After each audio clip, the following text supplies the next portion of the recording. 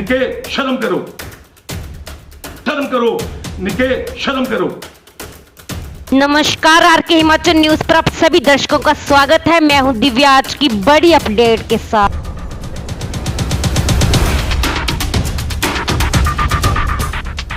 भाजपा नेता रणवीर सिंह निक्का के पास ना तो कोई नीति है और ना ही कोई मुद्दा है। केवल बच्चों पर राजनीति कर निक्का अपनी राजनीति चमकाने में लगे हुए हैं, जो कि बेहद निंदनीय कृत्य है। नूरपुर की राजनीति के स्तर को इतना नीचे गिराने के लिए उन्हें शर्म आनी चाहिए। ये बात नूरपुर के पूर्व विधायक अजय महाजन ने मंगलवार को पत्रकार वार्ता के दौरान करते हुए कहा कि नूरपुर की राजनीति जो है किस दिशा में चल पड़ी है। इतना स्तर नीचे गिर गया नूरपुर की राजनीति का, ये मैंने कभी सोचा भी नहीं था। नूरपुर के लोग संस्कारी हैं, नूरपुर के नेता हमेशा संस्कारी रहे हैं, और अब जो ये बातें कर रहे हैं, ये लग रहा है कि ये कहीं ना कहीं इनके संस्कारों में की कमी है। जो आदमी बच्चों के ऊपर आ गया और हर अपनी मीटिंग में बच्चों की बात करता है, मुझे लानत है ऐसे राजनीति के जो ये लीडर्स हैं। बात करनी है मेरे से बात करे, अगर कोई दम है तो एक स्टेज पे आके बात करे, उसके ऊपर हम बात करेंगे। मुझे बड़ा दुख हुआ कि जब बच्चों के ऊपर हर स्टेज पे बच्चों की बात करते हैं, और यहां तक कह दिया कि ये जो बच्चे हैं इनको तैयार किया जा रहा है, अगली गिराई कैसे करेंगे। आपका जो परिवार चला हुआ है इसमें इलेक्शंस में, क्या ये उनको आप तैयार कर रहे हो गिराई करने के लिए। मैं अपने बेटे की बात करना चाहता हूं और स्पष्ट कह देना चाहता हूं, एक बड़ा संस्कारी बच्चा है, सबसे अच्छे स्कूलों में तालीम ली है, और उसके बाद फॉरेन में सबसे बड़े कॉलेज में, जो वर्ल्ड का सबसे बड़ा कॉलेज है, उसमें तालीम ली है, और उसमें एक सबसे अव्वल नंबर का स्टूडेंट रहा है। और वो 10 लाख की नौकरी 24 साल की उम्र में छोड़ के यहाँ पे आया, और यहाँ पे एक समाज सेवा सत महाजन के नाम पे ट्रस्ट का संचालन किया, और कोरोना काल में 14,000 लोगों को मुफ्त खाना दिया। एक एम्बुलेंस चलाई हुई है जो मुफ्त चलती है, और अनेकों ये काम किए हैं लोगों की सेवा करने के लिए, जो हम फेसबुक पे और लोगों के सामने उसको बेचते नहीं हैं। ये अपनी बात करें, हमारे परिवार की बात करते हैं। सारे दुनिया को पता है हमारा परिवार कहां से आता है और कहां से इनका क्या इतिहास है। आप अपनी बात करो। आपने ये इतना धन दौलत ये जो है और पिछले 7-8 साल में कहां से आई, इतनी जमीनें, करोड़ों की जमीनें कहां से ली आपने। और ये जो धार में आपका जो होटल बन रहा है, वो क्यों रुका, पंजाब सरकार ने क्यों रोका। जो आपकी धर्मशाला के जमीनें हैं, अपनी जमीनें हैं, बेनामी जमीनें हैं, और नूरपुर चुनाव क्षेत्र में करोड़ों की जमीनें हैं, ये 10 साल में आखिर, पिछले 7 से 10 साल में आखिर कहां से आई। बस अब प्रॉपर्टी की बात की जाए तो रणवीर सिंह निक्का ने जो है आप पर भी रोप लगाया है कि मंड म्यानी में आपकी भी इंडस्ट्री चल रही है, तो इसके बारे में क्या बोलूं। मुझे बड़ा एक हंसा आता है। हमारी एक बहुत साल पुरानी जमीन है जहां पे हम खेती बाड़ी करते हैं, और हमने एक फिश पॉन्ड्स बनाने शुरू किए हैं।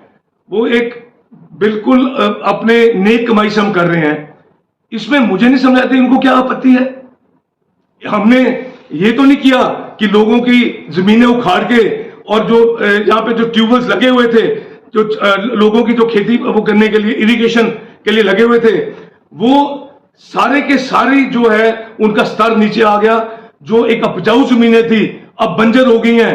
और ये भी बात छोड़ दीजिए, ये जो बड़े दानवीर बन रहे हैं और स्टेजों पे इतनी बातें, जो घटिया बातें कर रहे हैं, मैं उनसे पूछना चाहता हूं, जब पीछे पुल टूटा था एक बार, तो आपने हर जो गाड़ी आपकी जमीन से आपने बैरियर लगा दिया था। हर जमीन जो जहां राहदार होता था उनसे आप पैसे लेते थे, एम्बुलेंस तक से पैसे लेते थे, घोड़े खच्चरों तक से पैसे लेते थे, ऊंटों तक से पैसे लेते थे। तो तब आपकी दानवीरता कहां गई थी। और अब ये जो पुल टूट गया है, क्या इसमें भी अब यही करना, अभी तक आपने रोका नहीं, अभी भी ट्रैक्टरों से आप पैसे लेते हो। तो ये क्या आप अपने आप को प्रूफ करना चाहते हो। मैं ये कहूंगा कि यहां पे केवल सिंह पठानिया जी जैसे लीडर रहे, कभी भी ऐसा स्तर नहीं है। बहुत हमारी राजनीतिक लड़ाइयां होती थी, पर ये स्तर इतना घटिया कभी नहीं हुआ। ये यहाँ पे जो इन्होंने राजनीति का जो हर जगह नशा फैला रहे हैं, हर जगह एक बच्चे खराब कर रहे हैं, कहीं ना कहीं दुख होता है। रणवीर सिंह निक्का ने एक आरोप ये भी लगाया है कि जब चुनाव नजदीक आते हैं तो आप नूरपुर की तरफ आ जाते हैं और जब चुनाव हो जाते हैं तो आप वापस पठानकोट। इसके बारे में बताइए। ये उनकी सोच है, ये मुझे उनको एक्सप्लेन करने की जरूरत नहीं ना, मुझे उसका जवाब देने की जरूरत है। ये तो नूरपुर की जनता कई बार जवाब दे चुकी है और देगी भी आगे। पर मैं इनसे पूछना चाहता हूं कि ये एक बार सरपंच रहे कंडवाल के और इनको ढूंढना पड़ता था, चक्की के खड्ड में ढूंढना पड़ता था और डेवलपमेंट जीरो हुई। मतलब आज की डेट में भी इनके टाइम में कंडवाल में एक ईंट नहीं लगी थी और ये 10 साल महामंत्री रहे बीजेपी के, तो ये कहां गायब थे? अब 1 साल हो गया, ये प्रकट हो गए हैं और प्रकट भी हो गए और सबको खरीदने चल पड़े हैं। क्या नूरपुर की जनता बकाऊ है? इस बार मैं आपको बता देना चाहता हूं, ये जो लड़ाई होगी ये धन शक्ति और जनशक्ति की होगी और जनशक्ति हमेशा प्रबल रही है और रहेगी। और ये जो अपना रोज कहते हैं कि विजन विजन विजन, मैं और एक और मैं कहना चाहूंगा इसके साथ ही कि इन्होंने एक और बात कही कि जब एक सवाल उठा कि घर जो है ये बांटने जा रहे हैं और वायरल हुई एक बात कि लोगों ने की, इन्होंने अपना पैंतरा बदल दिया और ये कह दिया कि हम तो वहां पे इंफॉर्मेशन एकत्रित करने जा रहे हैं बताने के लिए कि कितने मकान कट्टे हैं। अरे भाई, सरकार ने जियो टैगिंग करके ऑलरेडी वो अपनी इंफॉर्मेशन एकत्रित कर ली हुई है। 5500 मकान यहाँ पे जो थे जियो टैगिंग जिसकी हुई, और उसमें जो वन मंत्री थे उन्होंने भी कहा कि मैं इसको मतलब ये जो मकान है उनको मैं पक्का करूंगा, वो भी नहीं कर पाए। और ये जो माशे हैं इन्होंने तो हद ही कर दी, हर घर में जाके एक चिट देनी शुरू कर दी और ये कहना शुरू कर दिया जिस दिन मैं बनूंगा अगले दिन आपको मकान मिल जाएगा।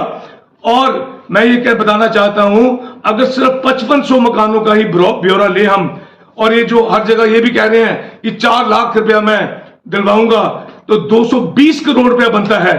220 करोड़, या क्या नूरपुर की जनता को आप मूर्ख समझते हो? 220 करोड़ आप सब जगह बांटते जा रहे हो। दुनिया को नहीं पता कि अगर करना होता तो अब तक कर दिया होता। 10 साल महामंत्री रहे हो आप बीजेपी के और आप अपने आप को कहते हो मैं बहुत बड़ा पुराना इसमें नूरपुर की सेवा करता आ रहा हूं। जो मुझे आप सवाल पूछते हो, मैं आपसे पूछना चाहता हूं, आप इतनी देर कहां गायब रहे?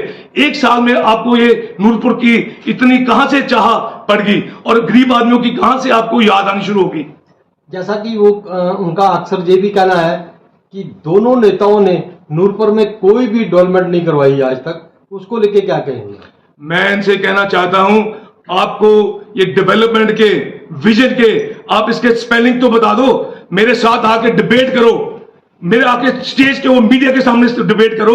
मैं बताऊंगा कि सत महाजन ने क्या डेवलपमेंट की, अजय महाजन ने क्या डेवलपमेंट की और बाकी अन्य नेताओं ने क्या डेवलपमेंट की। आपसे हमें ये जो आप स्टेजों पे बोलते हो उसकी हमें कोई जरूरत नहीं है। हम अगर बात है, दम है, तो मीडिया के सामने आके डेवलपमेंट की डिबेट करें मेरे साथ।